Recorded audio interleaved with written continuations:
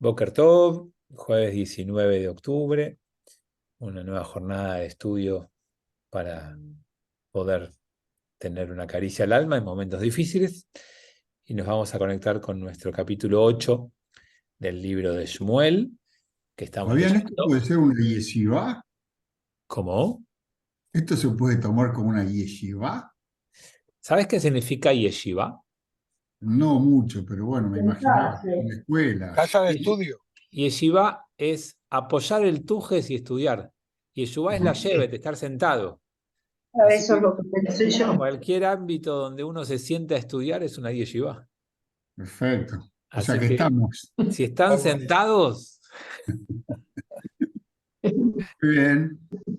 sí, es la manera de llamar a las casas de estudio. Una yeshiva es una casa de estudio, es un organismo encargado de educar y de enseñar Torá. Pero la palabra del origen es sentarse a estudiar, y si estamos haciendo textos sagrados, es una yeshiva. Muy bien. Bien, haciendo esto que estamos haciendo, de apoyar el tujes, les invito a leer, creo que es el versículo 10 el que tenemos que retomar, es que el pueblo de Israel se acercó a Shmuel el profeta y le pidió o le exigió un rey. Shmuel mucho no quería saber de la idea, pero Dios le dijo, no te pongas mal vos, no es contra vos, es contra mí. Y entonces, 10, entonces Shmuel habló todas las palabras del Señor al pueblo que le había pedido rey. Entonces, finalmente, como el pueblo le pide un rey, lo que va a hacer Shmuel es advertirle todo lo malo que le va a pasar por culpa de querer un rey. Y dijo, así será el proceder del rey que reinará sobre vosotros. Tomará a vuestros hijos, los pondrá a su servicio, en sus carros y entre su gente de a caballo, y correrán delante de su carruaje. Parece que seguimos leyendo temas del día, ¿no? Increíble. ¿Qué es lo que, Exactamente. lo que quiere decir esta primera advertencia de Shmuel? ¿Qué es lo que está analizando de naturaleza humana? No está haciendo una profecía porque conoce el futuro, sino que está hablando de naturaleza humana. ¿Y qué es lo que está diciendo? Que se ensoberbece, ¿no? Que el poder lo ciega, no sé, una cosa así, ¿verdad?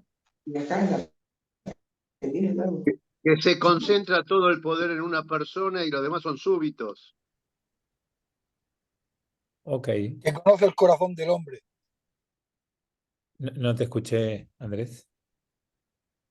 Conoce el corazón de Ah, los hombres. que conoce, la primera palabra no había entendido, es conoce la primera palabra que dijiste. Yo creo que a veces las personas buscan hacer bien su trabajo y para eso tienen que producir resultados en función de sus propios parámetros con los que se los mide.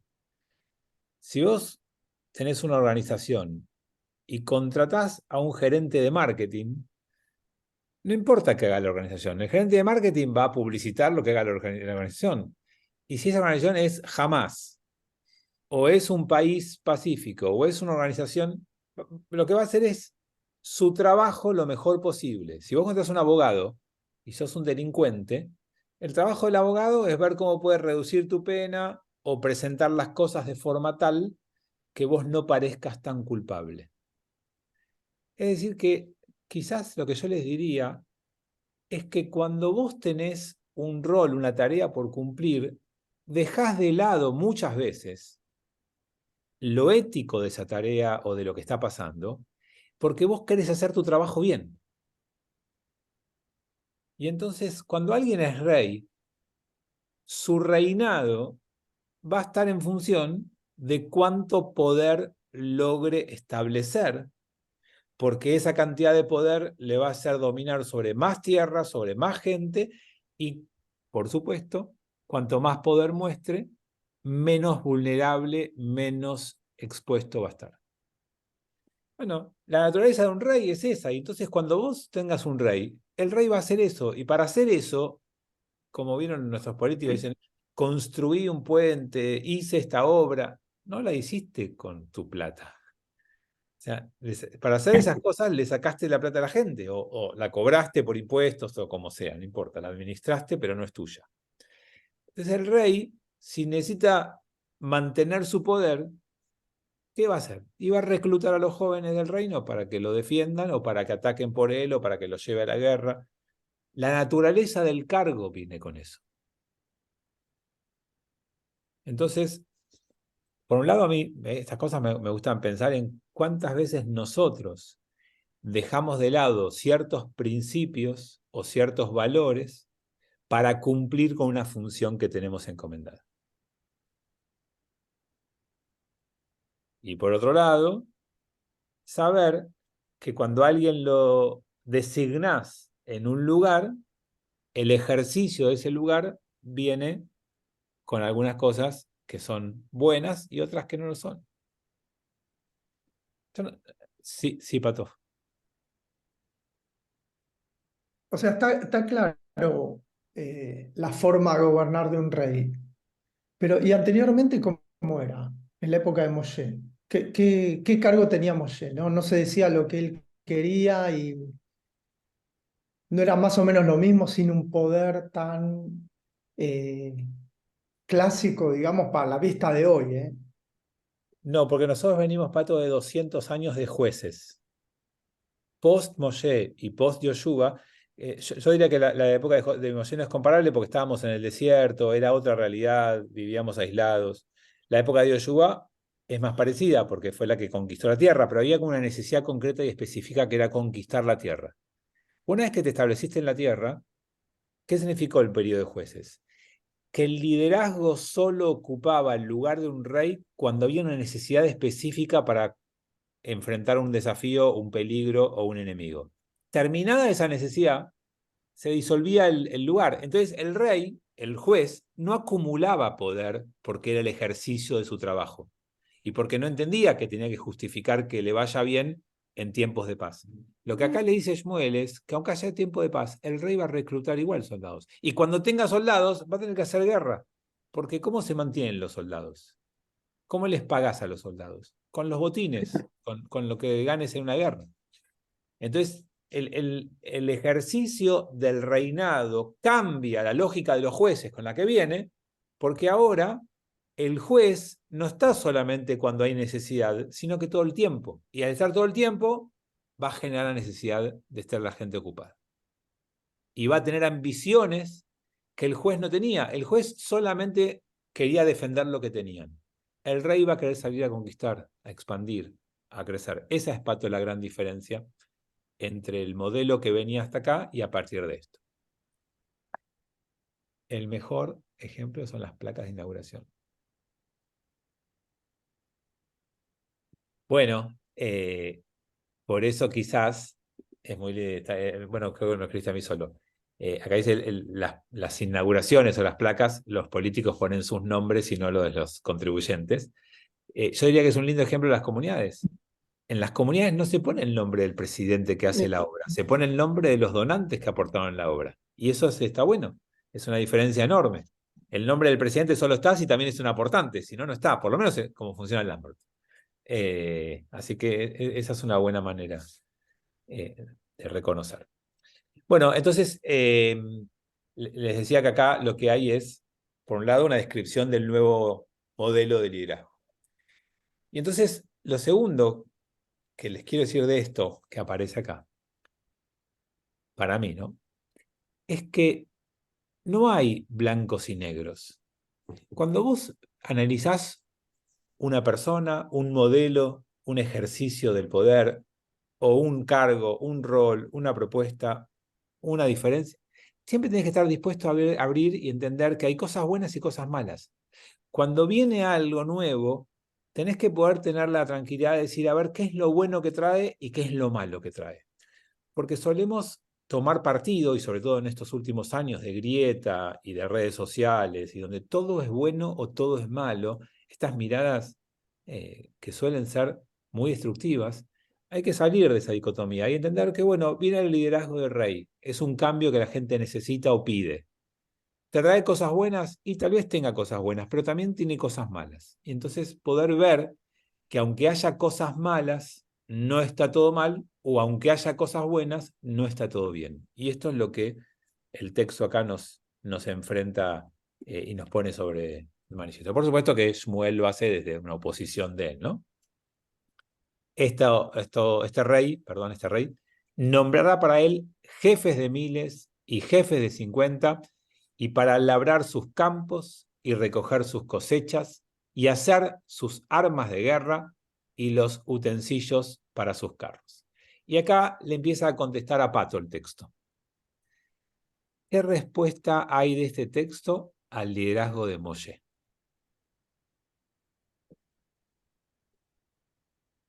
A ver si alguno se da cuenta en dónde está la respuesta a la comparación entre Moshe y este rey que vaticina Shmuel. No había ningún beneficio o servicio personal de Moshe. Tal cual. Moshe también organizó la justicia y puso jefes de 1000, de 500, de 50. ¿Se acuerdan? Hay un texto en la Torá en donde Moshe también hace esto mismo, pero lo que pone no son comandantes o generales, sino que son jueces. Y lo que hacen es que los jueces resuelvan los problemas del pueblo, no los personales de Moshe. En cambio, el rey, que como decía Claudio antes, concentra la suma del poder y eso lo hace alejarse de la conducta correcta, cuando ponga y organice a la gente, las va a poner a beneficio propio, a que hagan cosas por el propio rey. Y acá también tenemos todos una advertencia, ¿no? Cuando nos destacamos por alguna razón, por esfuerzo y trabajo, por capacidad o talento, por carisma, por acumulación de dinero, todo eso se llama poder. Cuando vos lográs poder por alguna de las razones que te lo da, como recién nombré algunas, pero hay otras más también, incluso hasta el humor da poder. Cuando vos entras a una reunión social y sos el más divertido y haces reír al resto, eso te genera una pequeña cuota de poder frente a esa situación, en ese escenario, porque todos te miran, todos están esperando tu comentario, todos te siguen, porque vos sos el que estás animando y alegrando ese encuentro. Cuando vos tenés un poquito una cuota de poder, ¿para qué la usás? ¿Para beneficio propio o de todos? ¿Para que te labren tu campo o para que haya mejor justicia? Y esto es lo que Shmuel está criticando, que el rey, al no tener contrapesos, al tener un poder acumulado, muy difícilmente lo utilice para el bien de todos y muy probablemente para el bien de él mismo o de muy pocos. Rap, pero ha habido reyes muy buenos para Israel. Salomón, David han sido buenos reyes. Te propongo algo, Andrés. No han sido muy malos, o por lo menos no han sido muy malos. Te propongo algo. Sí. Que los leamos juntos, porque ahora el próximo capítulo ya aparece Shaul, después vendrá David y después vendrá Shlomo, y no voy a darles mi opinión, los voy a invitar a que leamos los textos y que después veamos qué tipo de reyes fueron. Porque lo que tenemos que saber... No digo que fueran buenos, digo que fueron buenos para el pueblo. No digo que ellos fueran buenas personas. ¿Estás seguro? Yo creo que sí. Yo creo que sí, no lo sé. Yo tampoco digo que no, pero te invito a que lo leamos porque quiero decirles algo a todos de esto, que es importante, me parece. Una cosa es la construcción que hizo el pueblo judío a través de la interpretación de los textos y otra cosa son los textos en sí mismos. Cuando uno lee la Torá directamente se encuentra con muchas sorpresas de lo que la Torá creíamos que decía. Vamos, puedo darles muchos ejemplos, pero yo creo que ninguno de ustedes se imagina de lo que sabe la Torá, que la Torá dice que hay que matar a los que no cumplen Shabbat, a los homosexuales, a los que son idólatras, a los hinchas de Boca. O sea, la Torá dice muchas... Ay, perdón, creo que ese no. No, dice muchas cosas que cuando vos lees el espíritu de la Torá y lo que el pueblo judío hizo con la Torá, cuando lo lees en el texto te sorprende. Bueno, el pueblo judío hizo de Shaul, el peor rey de la historia judía, y de David y Shlomo, los mejores reyes. Por algo vos nombraste a David y a Shlomo y no nombraste a Shaul. Eso es lo que nuestra tradición hizo. Yo lo que les voy a proponer en este curso, en este espacio, en esta yeshivá, gracias Ernesto, en esta yeshivá les voy a proponer que nos adentremos a los textos y después veamos cada uno si tuvieron mayoría de cosas buenas, si fue todo bueno, o si habría que analizarlo con un poquito más de detalle. ¿Sí, Claudio? Yo doy un ejemplo, no sé si viene al caso, de lo que pasa en Argentina. Nosotros podemos hacer historia y decir que tuvimos un gobierno militar que fue bueno de tantos años de dictadura, pero me quedo con la democracia y la división de poderes. Yo creo que en la Argentina nadie diría que los gobiernos militares fueron buenos, pero bueno, eso sería meternos en otro terreno. Perdón, Fabián, lo que pasa es que el gobierno militar son muchos años, no nos quedemos con la dictadura solamente. Yo te puedo decir que fue bueno desde el punto de vista administrativo, que hubo estabilidad, hubo casos, pero bueno, vuelvo a lo mismo. No había división de poderes, había una concentración. Yo pienso que un poquito es lo mismo acá. Puede ser el rey David excelente, como lo fue según lo que estudiamos, pero la concentración de poder, independientemente de las personas, creo que es malo. Entiendo dónde vas como idea. No comparto el ejemplo que diste, pero porque me parece que lo que hablamos de la dictadura en la Argentina es tan grave lo que hizo que anula cualquier otra cosa que uno pueda rescatar. Digamos, pero no quiero entrar en un tema de política nacional, sobre todo cuando el domingo hay elecciones y uno de los partidos que tal vez gane está proponiendo un revisionismo histórico que está, digamos, queriendo traer una mirada distinta.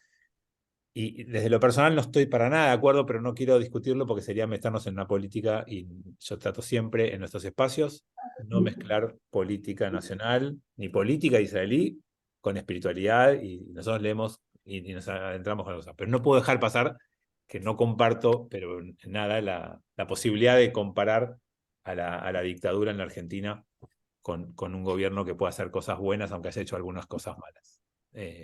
Creo que el balance es demasiado negativo, porque independientemente si son 30.000 o algunos menos o muchos menos, lo que hizo con los desaparecidos es algo que anula cualquier otra cosa. Perdón, Fabián, pero vos te estás quedando con la última parte de la dictadura militar.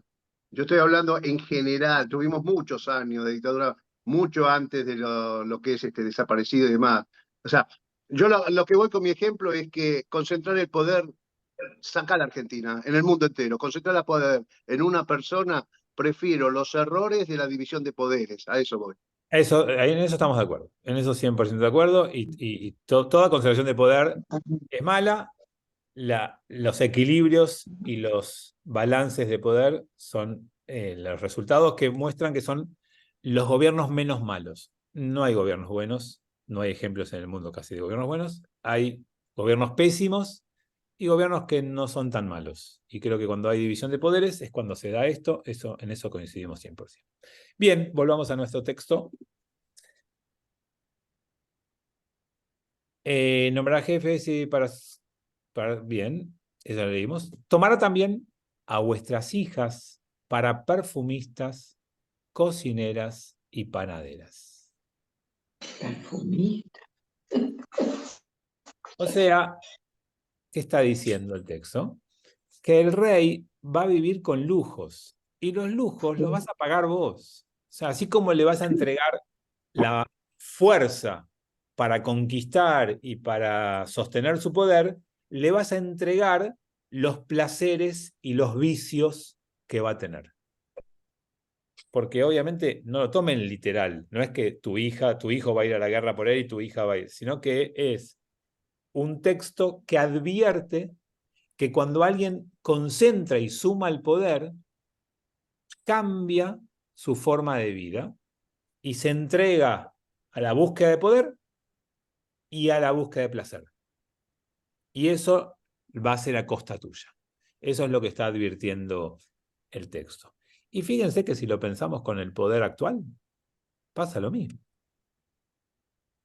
Ustedes van a ver que los que están en el poder, lo que hacen es, utilizan recursos para sostener y expandir su poder, e utilizan recursos para darse lujos y placeres. ¿O no? O sea, como que no cambió mucho, está describiendo algo muy esencial que, Vamos en un barquito. sí, que en eso hay un liderazgo nuevo que en el comienzo de su ejercicio de liderazgo tuvo mucho reconocimiento por esa razón, pero después se fue diluyendo y hoy está lleno de críticas, y algunas de las críticas tal vez yo las comparto, y tiene que ver con el liderazgo que estableció el nuevo Papa, que reconoció al nuevo al último, ¿no? A Bergoglio. El Papa asumió con un renunciamiento a toda la idea de el poder en beneficio del lujo personal. No referente a su poder.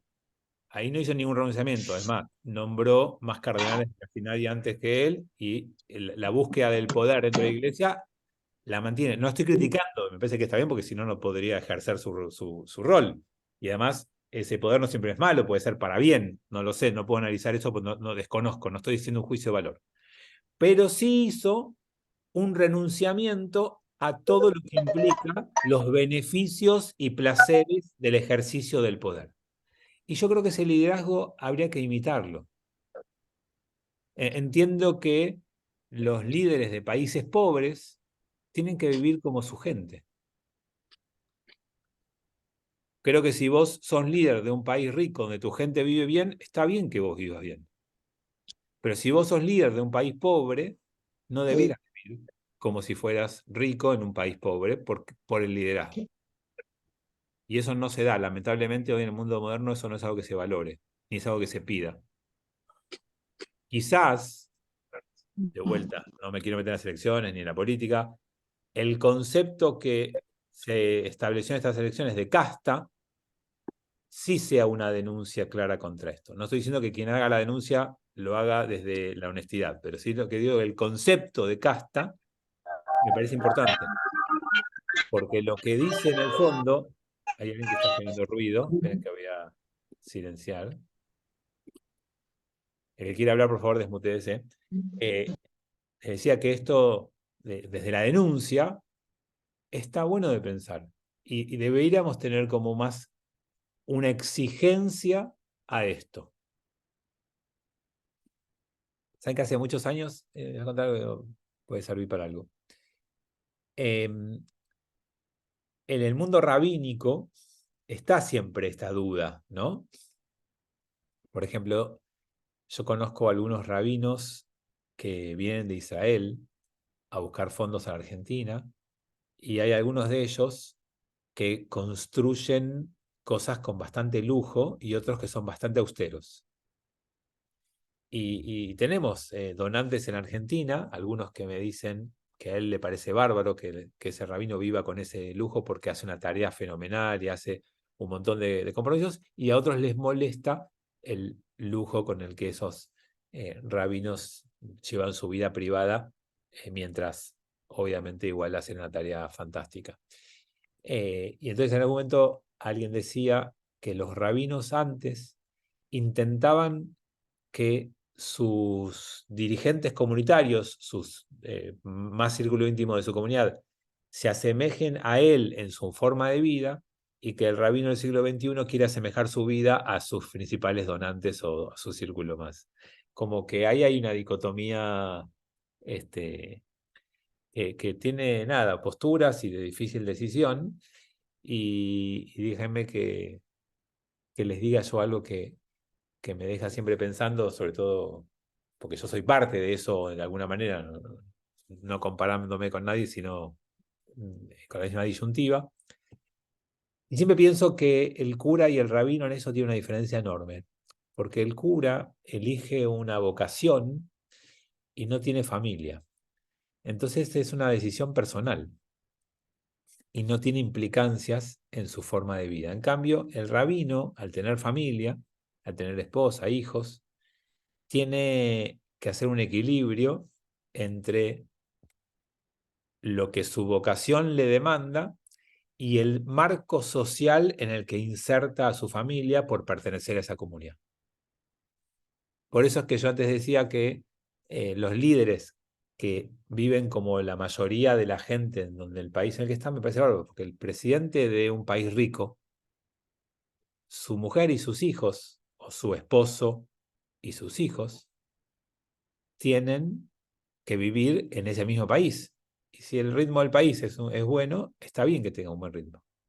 En cambio, quien conduce o lidera un lugar con pocos recursos debiera moldarse a eso porque también su familia es parte. Bueno, nada, no quiero dedicarle demasiado a esto. A ver, tengo algún chat acá. Tenían sus flaquezas. Bueno, ya no sé a qué venía esto. Yo noto que somete sin mucha posibilidad de libertad del pueblo. Por supuesto, ese es el ejercicio del poder. También estamos hablando de un texto de 3000 años, ¿sí? No había la libertad o las posibilidades que hay hoy. Eso habría que entenderlo que en el tiempo al que se describe es correcto, es lo que pasaba en la antigüedad. Suecia, en principio, es un ejemplo de país rico en el que los legisladores viven con lo justo. Por supuesto, también debe haber ejemplos de corrupción. No sé por qué hablaste de Suecia y no de Argentina, pero bueno, tendrás tus razones y motivos. Bien, volvamos. Tomará lo mejor de vuestros campos, de vuestros viñedos y de vuestros olivares y los dará a sus siervos. Y esto es, obviamente, los impuestos, porque ¿para qué se cobran impuestos? En parte, para sostener la burocracia y para sostener todo lo que necesita un rey en su lugar. Y una cosa que necesita es su ejército de siervos que lo atiendan, lo que hablábamos antes. Todo eso se va a pagar con el trabajo de tu hijo en el ejército, con el trabajo de tu hija en los placeres y con los impuestos para sostener a toda su estructura. ¿Sí? Se dan cuenta que Shmuel no es muy pro-monárquico, ¿no? ¿Se notó? Y todavía no terminó. De vuestro grano y de vuestra viña tomará el diezmo para darlo a sus oficiales y a sus siervos. Y acá de vuelta le contesta a Pato con respecto a Moshe. Moshe tomaba el diezmo para lo sagrado, para Dios, para lo espiritual. Él va a tomar el diezmo para sostener su lujo y su vida, ¿no? Es la comparación con Moshe. Tomará también vuestros siervos y vuestras siervas, vuestros mejores jóvenes y vuestros asnos, y los usará para su servicio. Y ya ahora es como que entró en una catarata de todo malo, todo desastre, porque bueno, ponele que sí, que cobre impuestos, ponele que sí, que salga la guerra, pero ahora ya te va a sacar los cierres, ya es como que necesita mostrarte que está en contra y que todo lo ve con ojos negativos de lo que estás por hacer. De vuestros rebaños tomará el diezmo, y vosotros mismos serán y vosotros mismos seréis sus siervos, ya está cada vez escalando más, ¿no? Y clamaréis en ese día por causa de vuestro rey, a quien escogisteis para vosotros, pero el Señor no os responderá en ese día. Y clamaréis. Y clamaréis. ¿Alguno recuerda cuándo apareció esa palabra? Esta palabra aparece en Shmot y decimos que cuando el pueblo clama. Cuando el pueblo El pueblo clama. En la esclavitud clama. La opresión del faraón. Tal cual. Ese es el momento que empieza la salida de Egipto. Cuando la opresión del faraón es tal que el pueblo clama a Dios y ahí empieza de a poquito el trabajo de liberación del pueblo. Pero acá lo que dice es, y cuando clamen, ahora, en este caso, Dios no los va a escuchar. ¿Por qué no los va a escuchar? Porque vos pediste este rey. El faraón de Egipto te esclavizó. Ahora sos vos el que quiere volver a esa esclavitud. Es como que alguien no se dé cuenta de los daños que puede provocar, por ejemplo, la bebida en exceso. Y entonces empieza a tomar socialmente y después da un paso más, y en algún momento se siente atrapado. Entonces, un grupo de amigos lo ayuda, o la familia lo ayuda, y se aleja de la bebida y deja de tomar y se pone bien, entonces la familia dice, mirá, quizás empezaste en un camino que no te diste cuenta, ahora ya sabés lo que significa. No vuelvas a hacer lo mismo porque ahora sabiendo lo que implica, no lo hagas. Tal vez no fue un buen ejemplo porque la bebida genera adicción o enfermedad y tal vez estamos juzgando desde ese lado. Tal vez no tomen el ejemplo literal, traten de entender a lo que me refería. Porque en el juego pasa lo mismo, después hay cuestiones más patológicas y más de enfermedad que son más complicadas de entender. Pero quizás podemos encontrar ejemplos donde uno hace algo al otro y el otro dice, mira, me lastimaste, perdóname, no me di cuenta. Bueno, ahora ya sabés que eso me lastima. Si lo volvés a hacer, si lo volvés a decir, sabé que ahora ya no es lo mismo. Entonces, la naturaleza humana, nuestro carácter, nuestra forma de ser, muchas veces nos lleva a hacer algo que nos daña, que nos perjudica, que sabemos que está mal y lo hacemos igual. Y acá Shmuel le quiere decir al pueblo es que está yendo a un camino de autodestrucción o por lo menos de daño para ellos mismos. No obstante, el pueblo rehusó oír la voz de Shmuel y dijeron, no, sino que habrá rey sobre nosotros. Fíjense qué poca escucha y cuánta necesidad de cambio tenía este pueblo. Y seremos también nosotros, como todas las naciones, y nos juzgará nuestro rey, y saldrá delante de nosotros, y luchará nuestras batallas. Y de esto querría detenerme un ratito y hablar de este concepto que es súper importante, porque además tiene actualidad y tiene polémica en nuestro pueblo, si lo que acaba de decir está bien, está mal, si debería ser un ideal nuestro o no. Los invito a una charla sobre eso, pero esperen que hay 2 chats. Cada pueblo tiene el gobierno que se merece. Me parece que a veces es duro, pero puede ser que en el final sí. Tropezar con la misma piedra. Bien, conceptos de lo que venimos hablando. Amigos, el pueblo judío tiene que trabajar para ser un pueblo como todos los demás, o debiera ser un pueblo único, especial y diferente. ¿Y por qué? Todos los demás. Con justificación, Saúl, por favor. A mí me parece que tiene que ser mejor, pero bueno. Como todos los demás, hablando de justificación por el esfuerzo que ponemos o que debemos poner. Obviamente coincido con lo que acaban de decir, es decir, tratar como pueblo del libro, como pueblo del pensamiento, como pueblo de estudio, estar de la mejor manera en la actitud social y humana, pero con el esfuerzo como cualquiera. La historia diría que más que los demás, ¿no? O sea, Sí, mantenernos unidos como pueblo implica un esfuerzo probablemente no comparable con los demás. O sea, es un esfuerzo permanente a través de la historia, ¿no? Ok, Claudio. Para mí tiene que ser un pueblo distinto porque tiene que moverse y actuar dentro del marco de la Torá. Ok, Pato.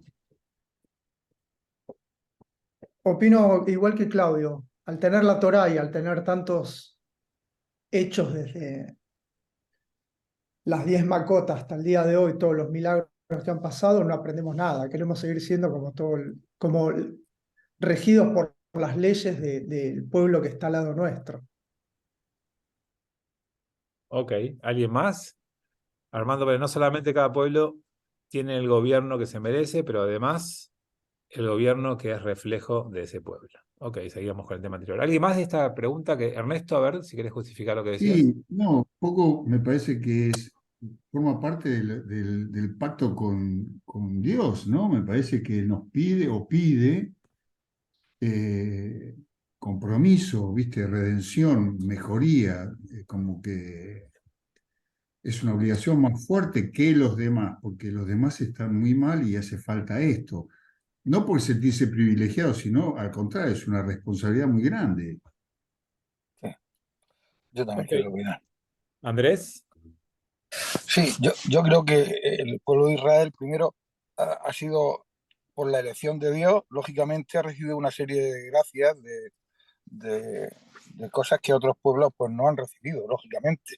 Esa elección supone que tiene que dar, tiene que hacer cosas que otros pueblos no pueden hacer. El que más recibe, lógicamente, más tiene que dar. Eso por una parte.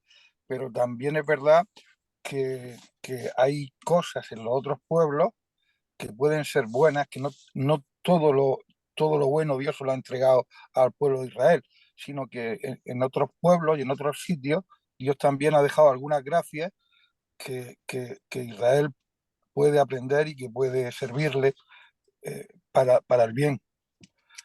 Ok, gracias. Tengo dos manos más y después un cierre que hago yo. Armando primero y Tomás después. Sí, yo creo que el bien es un esfuerzo constante. Vos decías el otro día que hay que luchar contra el mal. El bien es un esfuerzo constante y nunca se puede abandonar. El mal nos surge a todos de una manera mucho más natural, por no hacer, por dejar hacer, por no interesarnos. Entonces, el mal es algo natural en nosotros. El bien es un esfuerzo, es como hacer gimnasia todos los días. Lo natural es no hacer nada, tirarse en un sofá y mirar un partido, y el esfuerzo es ir y entrenar, y el bien es como entrenar, es estudiar. Hacer el bien es como entrenar o estudiar, es un esfuerzo permanente, no se puede abandonar nunca. Pero entonces no entendí. ¿Tenemos que ser como los demás o no? Tenemos que hacer el bien, digamos, tomar de los demás lo que es bueno y rechazar lo que es malo. Ok. ¿Y Tomás? ¿Lo que dijiste, lo que hiciste en el chat?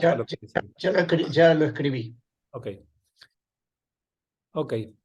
Déjeme dar mi opinión. No hay ni bien ni mal acá. Cada uno tendrá la suya. Y por supuesto que respeto a todas las que dijeron. Yo creo que hay que diferenciar esencia o potencialidad de cotidianeidad. Cuando vos te querés parecer al otro en lo que el otro hace, estás en un proceso de pérdida de tu propia identidad. Es el primer pecado de la humanidad. Es Caín mirando a Abel lo que Abel hizo y por qué él no hizo lo mismo que el otro. La búsqueda de parecerte al otro en lo que haces es gravísima, porque diluye la riqueza de las diferencias y porque atenta contra tu identidad. Ahora, pensar que por esencia sos superior a los demás también es un peligro. También está mal. Entonces, para mí, ¿cuál sería la conjunción de todo esto? Es que cada uno de los pueblos de la tierra potencialmente son iguales. Porque en esencia todos están hechos a imagen y semejanza de Dios y todos tienen esa potencialidad. Ahora, cada uno es parte de un pueblo que tuvo ciertas experiencias, que le tocó vivir ciertas cosas y que desarrolló muchas fortalezas por lo que atravesó. Y eso nos hace únicos e inigualables. Entonces, si yo soy judío, es porque llegué a esto atravesando la historia de Abraham, de Moshe, de Golda Meir, de las cruzadas, nada, les podría decir toda la historia judía, que lo pueden escuchar en un podcast muy bueno que hay. Pasamos por un montón de todas esas instancias y somos esto hoy producto de toda nuestra historia. No querramos diluir y perder la historia pareciéndonos a otro pueblo. Porque el otro pueblo llegó a ser quien es porque atravesó otras historias y otros episodios y se fortaleció de otra manera y tampoco debían imitarnos. O sea, cada uno debiera ser quien es y dentro de quién es, tratar de ser la mejor versión posible de esa esencia. Por supuesto que en el camino uno puede decir, yo me siento identificado con los valores de este pueblo y quiero sumarme a este pueblo porque tiene más que ver conmigo. Bienvenido. Pero como pueblo tenemos que intentar ser nosotros mismos. ¿Para qué? Para aportarle a ese mundo la particularidad que solamente nosotros podemos aportar. Cuando te querés parecer y no ser perdés tu aporte especial. Y cuando te sentís superior por ser quien sos, te perdés el aporte del otro. Y no es bueno ni perder tu aporte, ni perder el aporte del otro. Y la única manera de mantener los dos es que cada uno lo haga desde su propia identidad. Esa es mi postura con este tema, y por si alguno no está de acuerdo o me quiere criticar, abro para que lo puedan decir ahora o callen para siempre. Listo, terminó el tiempo, gracias por haber participado. No. ¿Alguien quiere decir algo de esto que yo dije o seguimos adelante? Yo estoy de acuerdo contigo, Rap, pero no sé por qué despreciar todo lo de fuera. No digo coger todo, ni asimilar todo, pero siempre hay bien, o por lo menos yo veo en sitios cosas buenas que digo, bueno, yo valoro eso de esas personas. No sé. Menos mal que haces este comentario porque me permite a mí decir que yo no quise, si yo dije lo que vos extrajiste, yo no dije eso. Tal vez no me expresé bien. No quise decir eso, mejor dicho. No me expresé bien. Jamás estaría en contra de nutrirnos de otros. Lo que estoy en contra es de copiarnos de otros, que no es lo Eso, correcto, sí, y sí, sí. me Ahora tomo lo entiendo. me tomo un minuto para explicar porque es una diferencia para mí esencial. Cuando yo quiero ser como el otro, no quiero inspirarme en el otro ni aprender del otro, quiero copiar al otro.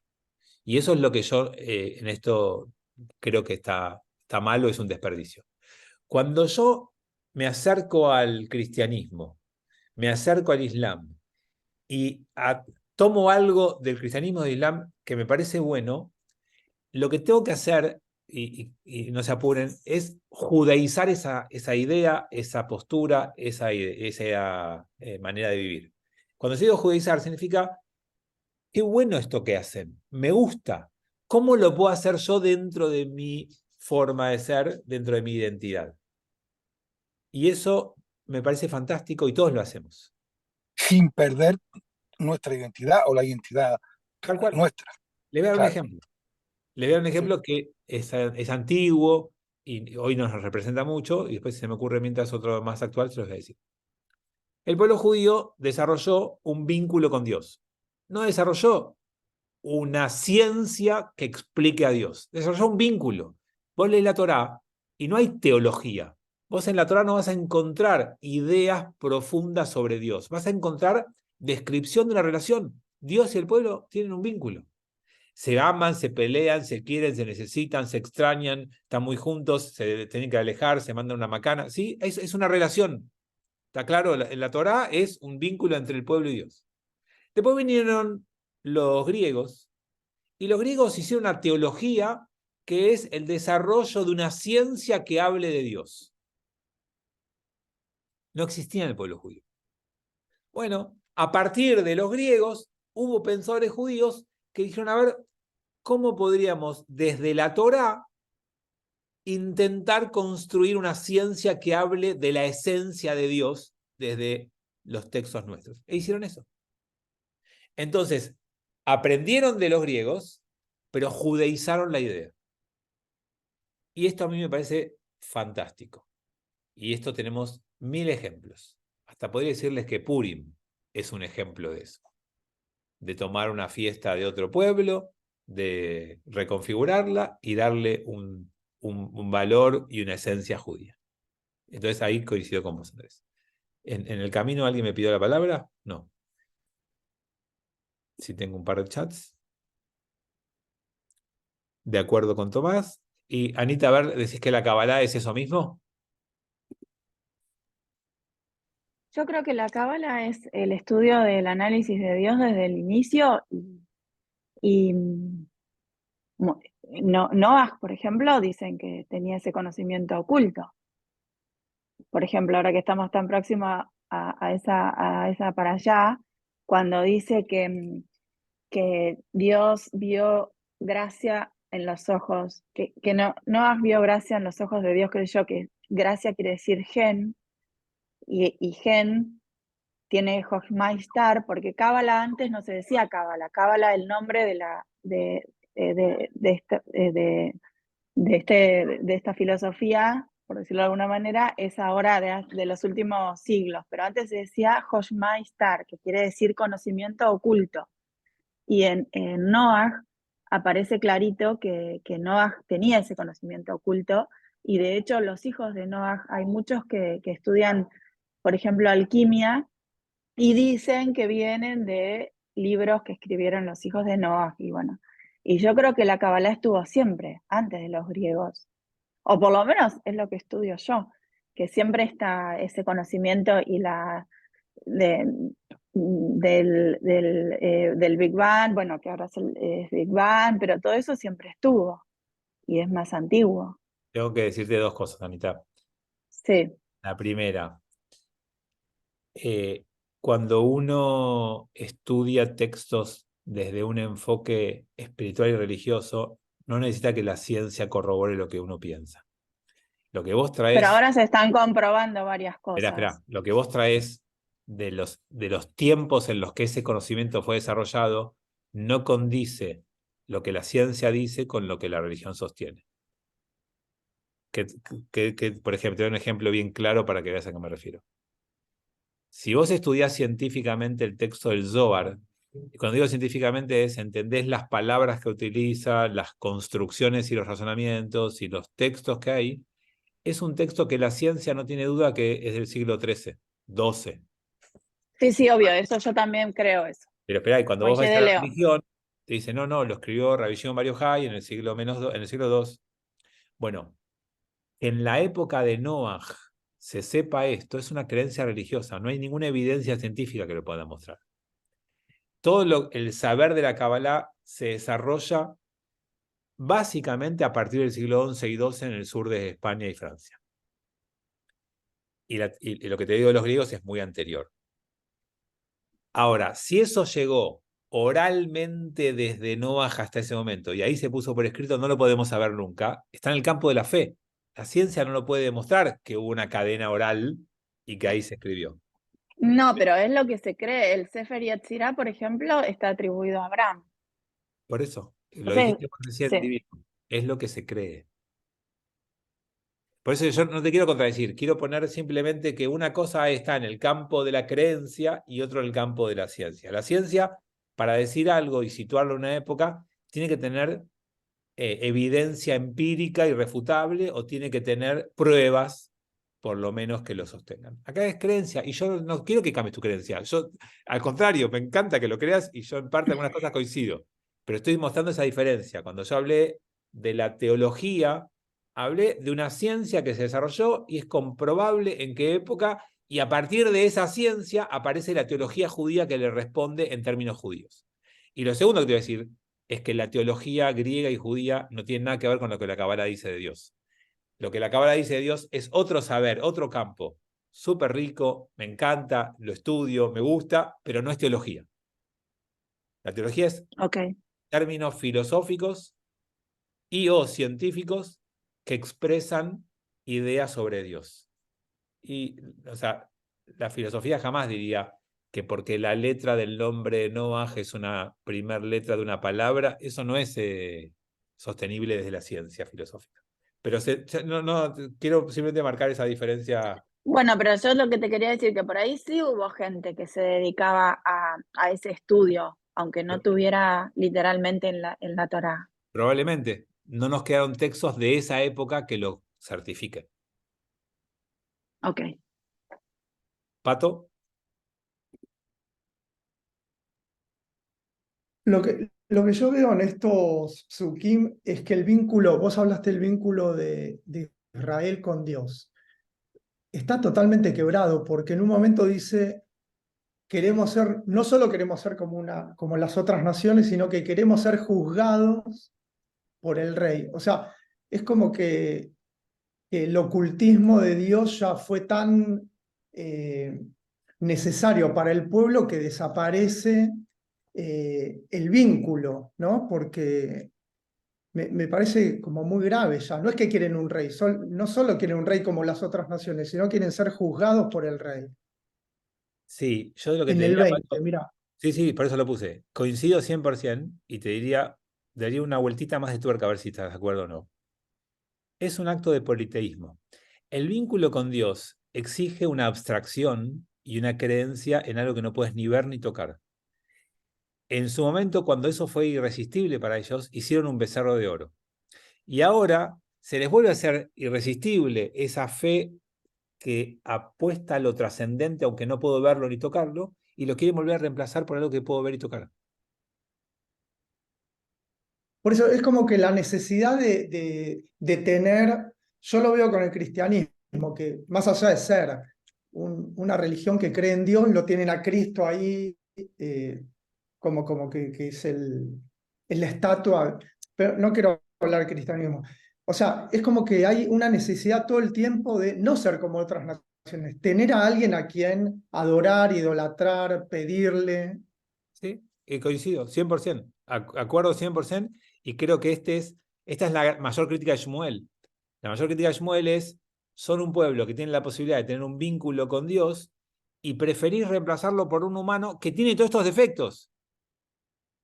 Y el pueblo dijo, sí, Es queremos lo que eso. volvemos a hacer año tras año y Tal generación cual, tras generación, tal hasta cual. el día de hoy. Esa es la crítica de la Torá, por eso lo vinculo con el politeísmo, porque la crítica de la Torá es que abandonamos a Dios y nos aferramos a ídolos o al politeísmo o a figuras humanas que reemplazan eso, y esa es la gran crítica de la Torá que nos hace todo el tiempo. Anita. Por eso yo decía, Es la figura, perdón. Espera que pensé que Pato había terminado y no terminó. No, por eso yo decía, cuando preguntaste si tenemos que ser igual a las otras naciones, indudablemente no. Porque si somos iguales a las otras naciones, dejamos de ser lo que es la esencia del judaísmo. Ok, estamos de acuerdo. Anita. Es la figura del Mesías lo que se busca todo el tiempo. Poner a alguien que te marque, que te diga, que es la figura del Mesías eterno que creo que todo el mundo busca, todas las religiones, por lo menos monoteístas, incluso a veces buscamos eso hasta en un presidente, que te salve, que te organice la vida, Para mí es como poner la responsabilidad en otro. No Sí, sé, yo creo que es la figura del Mesías eterno que todo el mundo quiere en algún momento que llegue y te salve. Yo creo que, para intentar complementar lo que decís, que la figura de Dios o del Mesías puede ser una búsqueda espiritual genuina o una necesidad de algo que te salve y manipulable. Digamos, Dios es un ente trascendente con el que tratás de tener una construcción de un vínculo, una relación y entregarte a ese vínculo, o querés manipularlo y que te actúe para vos, que gane mi equipo de fútbol, que me vaya bien, que no tenga problemas. Y con el Mashiach lo mismo, es una idea que me hace a mí trabajar por la construcción de un mundo mejor, para anticipar una era en donde todos convivamos y tengamos valores y principios, o es alguien que me viene a rescatar y a salvar y a hacer el trabajo por mí. Y depende de lo que busquemos. Y creo que acá lo que Pato trae, y coincido en parte, creo, si entendí bien, es esto de que este pueblo está queriendo poner una estatua, un ídolo, a alguien a quien poder reclamarle y pedirle cosas directamente, y eso nos saca de la esencia de que somos un pueblo que quiere construir un vínculo con una trascendencia, que lo que te pide es que vos mantengas un camino, una línea, un comportamiento, un compromiso, y no que viene a salvarte a vos, sino a que vos des lo mejor de vos para lo que espera ese Dios o ese Mashiach de vos. Claudio. Pregunto, además de tener el modelo de los pueblos vecinos del rey, ¿hubo algún tema desencadenante por el cual el pueblo quería tener esa figura? Porque era lo que todos hacían. Es la moda. Ustedes saben lo que es la moda. La moda es el valor más frecuente. Es lo que hay más repetido. En una distribución, la moda es viene del modo en estadística y es el valor más frecuente. Entonces, si todos los pueblos tienen reyes y nosotros no, y parte de lo que la Torá nos dice es que nosotros somos especiales, pero porque todos son especiales, ¿no? Yo me vuelvo siempre a lo que pienso yo, ¿no? Que nos dice que somos especiales porque cada pueblo es especial. Ser especial es no querer copiar e imitar a nadie. Y dejá de ser especial cuando mirás qué hacen los demás y decís, ah, yo quiero ser como todos los demás. Poneme un rey. Cerremos el capítulo, que nos queda el último versículo, porque el 20 lo leyó Pato. Y escuchó Shmuel todas las palabras del pueblo, las repitió a oídos del Señor, y el Señor dijo a Shmuel, oye su voz, nómbrales un rey. Entonces Shmuel dijo a los hombres de la ciudad, idos cada uno a su ciudad. Y con esto quiero terminar, porque es buenísimo. Todo el pueblo hizo el planteo. Shmuel les dijo, les voy a ir mal, no les conviene, no está bueno. Ok, queremos igual. Shmuel va a Dios y le dice, escúchame, el pueblo quiere igual un rey. Bueno, nombrarles un rey. Ok, gente, vaya cada uno a su pueblo, cada uno a su casa. Le dijo que le nombre un rey. Y no le nombra un rey. No dice, sí, quédense tranquilos, voy a buscar el mejor rey para ustedes. Los mandó a la casa. Entonces, esto nos pasa muchas veces a todos nosotros, porque no pudo aceptar que el pueblo quería otra cosa y que él no los pudo convencer. Y se quiso quedar con la última palabra. Vamos a leer el próximo capítulo el jueves que viene y vamos a ver que sale a buscar un rey. Y lo va a buscar y lo va a poner en su lugar. Pero no pudo decir, bueno, está bien, Dios me dijo que tienen razón, vamos a hacer lo que usted. Los mandó a la casa. Dios le dijo, nombrarles un rey. Y él le dijo, bueno, vayan a su casa. Shmuel. Hoy lo llamaríamos el periodo de Veda, ¿no? La reflexión. Yo creo, puede ser, pero yo creo que Shmuel tenía su ego herido. Él entendió que el pueblo lo vino a criticar a él. ¿Se acuerdan que lo leímos al principio del capítulo? Él entendió que el cuestionamiento del pueblo era con él. Y Dios le dijo, no es con vos, es conmigo. Me están criticando a mí. Y Shmuel utiliza toda su capacidad persuasiva, todo su carisma, todo su ingenio, toda su habilidad para convencer al pueblo que está equivocado. ¿Y el pueblo qué le dice? Y el miedo también utilizó, pero no. Pero por eso, todas las estrategias que él tiene para usar las usa. Pero ¿saben qué? Fracasó. Y no se bancó fracasar, porque nos cuesta fracasar. No estamos preparados para el fracaso. O sea, fíjense que el rol de Shmuel, tienen que entender, el rol de Shmuel, ¿cuál es? Hablar, persuadir al pueblo, liderar al pueblo, conducir al pueblo. Y le dice al pueblo, vamos para allá. Y el pueblo dice, no, vamos para allá. No, no, vamos para allá. No, vamos para allá. Y no es que se queda contento y dice, bueno, los quiere convencer, pone en juego toda su habilidad, toda su creatividad, los amenaza, los asusta, les promete. Y el pueblo dice, no, no, igual vamos para allá. Hasta las personas más elevadas, hasta el profeta Shmuel, que hablaba con Dios, tienen ego. Y el ego nos juega siempre malas pasadas. Nunca bajemos los brazos, porque siempre está ahí acechando y siempre eso que es orgullo, vanidad, creértela, seguridad propia, no sé, llámenlo como quieran, ese ego está siempre ahí. ¿Por qué Dios acata? Y porque entendió que no puede cambiar la postura de un pueblo que es Kshe Oref, cabeza dura, que es bastante orgulloso en lo que piensa. ¿Y qué va a hacer Dios? Va a judaizar una idea pagana. Va a crear el concepto de un rey judío. Con los límites, normas, ética, exigencia que tiene un rey en este pueblo que espera que no sea como los demás. No le va a ir bien como no le fue bien con nosotros. Pero bueno, sigue trabajando por nosotros. Bueno, nos vemos Shabbat o el jueves que viene y que escuchemos pronto buenas noticias. Chau. Gracias. Buen día. Gracias. Gracias Muchas a gracias. todos. Chau, chau.